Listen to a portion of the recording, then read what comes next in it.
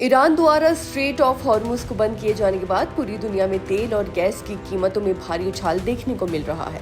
इस बीच Donald Trump ने दावा किया है कि अमेरिका ने ईरान की नौसेना और वायुसेना को काफी हद तक कमजोर कर दिया है। साथ ही उन्होंने इस अहम समुद्री रास्ते को फिर से खोलने और सुरक्षित रखने के लिए अन्य देशों से सैन्य सहयोग की अपील भी की है। आपको बता दें कि ट्रंप ने कहा कि हॉर्मुज स्ट्रेट को लेकर उनके 7 देशों के साथ बातचीत चल रही है। उनका कहना है कि इस महत्वपूर्ण जल मार्ग की सुरक्षा केवल अमेरिका की जिम्मेदारी नहीं होनी चाहिए, बल्कि उन देशों को भी इसमें योगदान देना चाहिए जिन्हें इस रास्ते से ऊर्जा आपूर्ति होती है। वहीं आपको बता दें कि दरअसल ट्रंप ने चीन, फ्रांस, जापान, दक्षिण कोरिया, ब्रिटेन समेत कई देशों से अनुरोध किया है कि वो अपने युद्धपोत भेजकर इस समुद्री मार्ग को सुरक्षित रखने में मदद करें। उनका कहना है कि दुनिया के लिए ऊर्जा आपूर्ति का बड़ा हिस्सा इसी रास्ते से होकर गुजरता है, इसलिए इसे हर हाल में खुला रखना जरूरी है। इसके अलावा ट्रंप ने नाटो देशों को भी चेतावनी भरे अंदाज में कहा है कि यदि वो इस मुद्दे पर अमेरिका की बातों को नजरअंदाज करते हैं तो भविष्य में नाटो की एकजुटता पर भी सवाल खड़े हो सकते हैं। ट्रंप का कहना है कि अमेरिका लंबे समय से हॉर्मुज स्ट्रेट की सुरक्षा में बड़ी भूमिका निभाता रहा है, लेकिन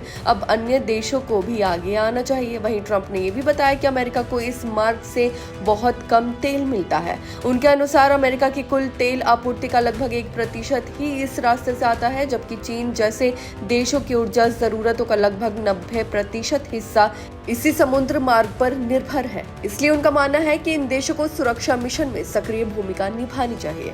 हालांकि ट्रंप के दावों के बावजूद अब तक किसी भी देश ने खुले तौर पर अमेरिका का सैन्य साथ देने की घोषणा नहीं की है। उनके बयान के बाद ऑस्ट्रेलिया ने साफ कहा है कि वो हॉर्मुज स्ट्रेट में अपनी नौसेना का जहाज भेजने की योजना नहीं बना रहा है।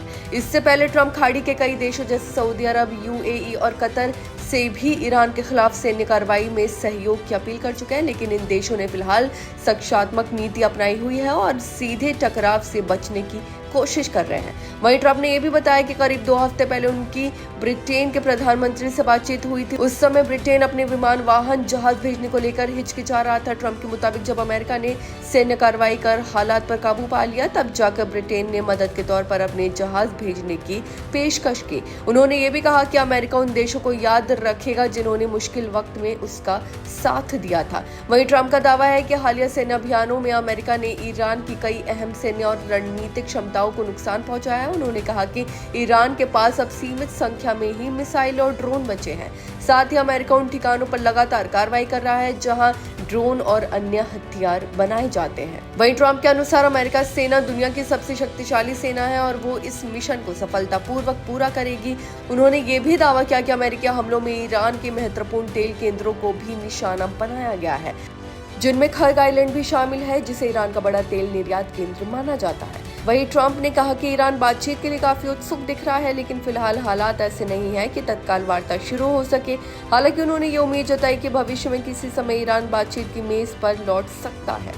आपकी इस बारे में क्या राय है, हमें कमेंट करके जरूर बताएं। फिलहाल इस खबर में बस इतना ही और ऐसे ही तमाम खबरों को देखने के लिए देखते रहिए भारत एक्सप्रेस।